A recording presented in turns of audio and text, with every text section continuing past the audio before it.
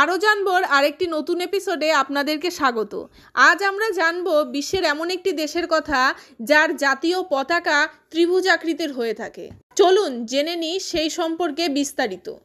পৃথিবীর একমাত্র দেশ যাদের জাতীয় পতাকা ত্রিকোণ হয়। পৃথিবীতে এমন দেশ একটি আছে যাদের জাতীয় পতাকা ত্রিকোণাকার হয়। সাধারণভাবে যে কোনো দেশের জাতীয় পতাকার 4টি কোণ থাকে। ভারতের জাতীয় পতাকা আয়তকার। বিশ্বের অধিকাংশ দেশের জাতীয় পতাকায় আয়তক্ষেত্রাকার হয়ে থাকে, কিন্তু এমন একটি দেশ আছে যাদের জাতীয় পতাকায় 4টি কোণ নেই। দেশটি কিন্তু ভারতের খুব পরিচিত। এই দেশের জাতীয় পতাকায় 2টি ত্রিকোণ সমাহারে তৈরি।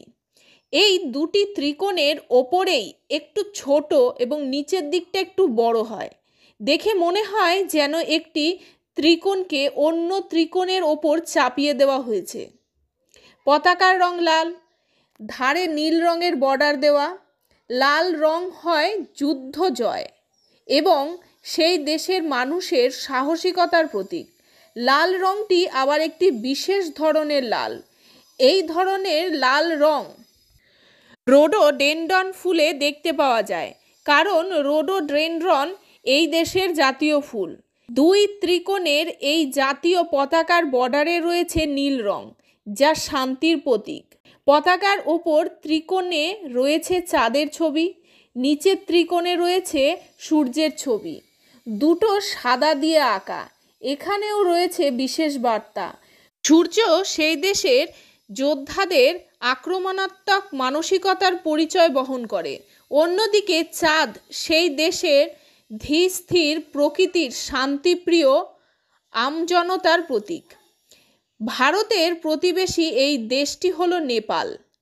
এখন প্রশ্ন হলো, তাদের পতাকা এমন ত্রিকোণ কেন? কারণ পাহাড়। হিমালয়ের কোলে নেপাল দেশটি পাহাড়ে ভরে আছে।